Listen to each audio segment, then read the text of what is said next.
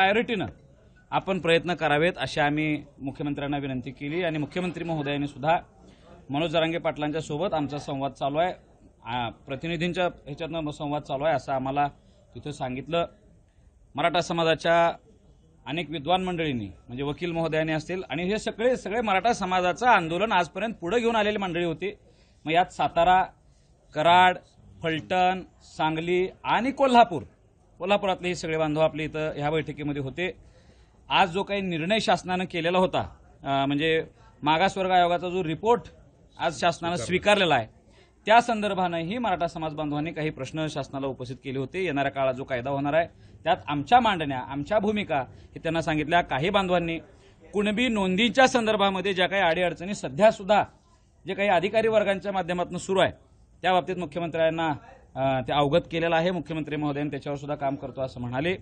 त्यानंतर मराठवाड्यातल्या संदर्भानं जो काही 1881ची जनगणना आहे आणि 1884चं ते हे आहेत ह्या सगळ्या गोष्टी साहेब आम्ही त्यांना विनंती केली की तुम्ही ते मुद्द्यावर बोलावं. मुख्यमंत्री महोदय म्हणाले की शिंदे समितीला आम्ही पुन्हा एकदा स्पेसिफिक सांगू की 1881चा रेकॉर्ड कुठल्याही परिस्थितीत आपण आणून मराठवाड्याचाही प्रश्न सोडवता येईल. आपल्या काही बांधवांनी पश्चिम महाराष्ट्रातल्या बांधवांनी सांगितलं, सांगलीच्या बांधवांनी की आमच्या नोंदी जर मिळत नसतील कुणबीच्या, आमच्या सगळ्या सोयऱ्यात पाहुण्या रवळ्यात कुणाचं जर मिळत नाही मग आमच्यासाठी काय आहे, मग आमच्यासाठी आपण काय निर्णय घेणार आहे. त्याही वर मुख्यमंत्री महोदयांनी त्यांची उत्तरं दिलेली आहेत. आम्ही सगळेजण ह्या समाज म्हणून इथं आलो होतो. कारण होतं जरांगे पाटलांची तब्येतीचं, पण मराठा समाजाच्या मध्ये आज जे काही सुरू असलेले प्रश्न आहेत आणि ओबीसी समाज बांधवांमध्ये पण जे काही सुरू असलेले प्रश्न आहेत या सगळ्यांच्यावर मुख्यमंत्री महोदयांनी एक समाधान होण्यापर्यंत आम्हाला सगळ्यांना वेळ देऊन उत्तरं सुद्धा दिलेली आहेत.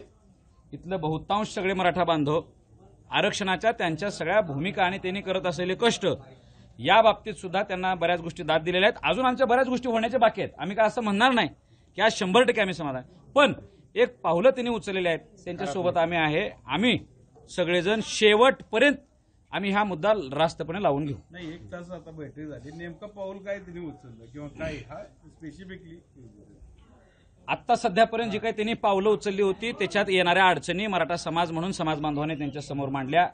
ज्या अडचणी होत्या त्याच्यावरही परत त्यांनी सोल्युशन दिलेलं आहे. मुख्यमंत्री महोदय जवळपास 20 मिनिट ते स्वतः बोलत होते आणि 40 मिनिट 50 मिनिट ह्या बाकी सगळ्या लोकांचं बांधवांचं ते ऐकून घेतलेलं आहे त्यांनी. आम्ही सगळेजण शेवटपर्यंत मनोज जरांगे पाटलांच्या नेतृत्वामध्ये आम्ही मुख्यमंत्री महोदयांच्या फॉलोअपमध्ये राहू असं आम्ही. ओबीसीचा जो काय आता अहवाल गेला तो जाहीर प्रसिद्ध करणार आहे का आज जो राज्य मागासवर्ग आयोगाचा अहवाल तिथं शासनानं स्वीकारलेला आहे तो सगळ्यात पहिला अधिकार कॅबिनेटच्या समोर ठेवण्याचा म्हणजे कॅबिनेटचा अधिकार आहे. मग तो 20 तारखेला सकाळी कॅबिनेटच्या समोर ते ठेवणार आहेत, घेणार आहेत आणि कॅबिनेटच्या नंतर झाल्यानंतर पटलावर मांडणार आहेत, सभागृहात चर्चेला येईल. आता आम्ही सगळेजण मराठा म्हणून आमचे निवडून दिलेले जे आमदार आहेत ह्या आमदारांच्या पशी आम्ही जाऊन बोलणार आहेत. ज्या दिवशी सभागृहात हा विषय चर्चेला येईल त्या दिवशी तुम्ही मराठ्यांची भूमिका बाजू मांडली पाहिजे, कारण आम्ही या सगळ्या आमदारांना मतदान दिलेलं आहे. आता खरी लढाई ही विधिमंडळातली आहे, सभागृहातली आहे. आता ह्या आमदारांनी आमच्याविषयी निष्ठा बाळगावी, आमच्या भूमिका मांडाव्या असं आम्ही सकल मराठा समाजाच्या वतीने त्यांना जाहीर आवाहन करतो.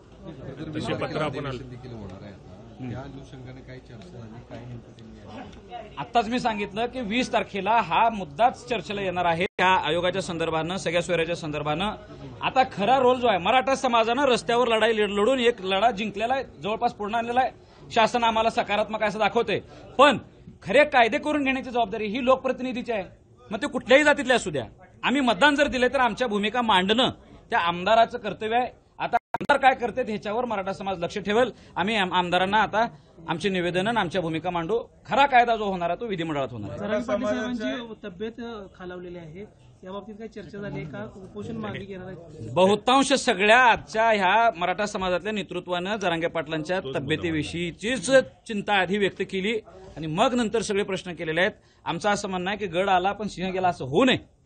प्रत्येक व्यक्ती महत्वाचा आहे आणि जरांगे पाटलांसारखा एक निस्वार्थ तरुण एक सामान्य माणूस जर समोर येत असा आणि मुख्यमंत्र्यांनी याच्यावर बोलले की इतर जरांगे पाटील सोडता इतर कुणीही असतं मोठा माणूस जो मोठी नावं असलेलं तर आम्ही गेलो नसतो. एक सर्वसामान्य घरातला एक तरुण, सर्वसामान्य कुटुंबातला एक तरुण प्रामाणिकपणे लढा लढतोय म्हणून सगळे संकेत मोडून मी जरांगे पाटलांच्याकडे 2दा गेलो होतो आणि ते गेलेले होते. आणि आत्ताही ते त्यांच्याविषयी संपर्कात आहेत अशी भूमिका त्यांना तिथं हे केलेलं आहे. लोकशाही मराठी ऐका, पहा, जागरूक रहा.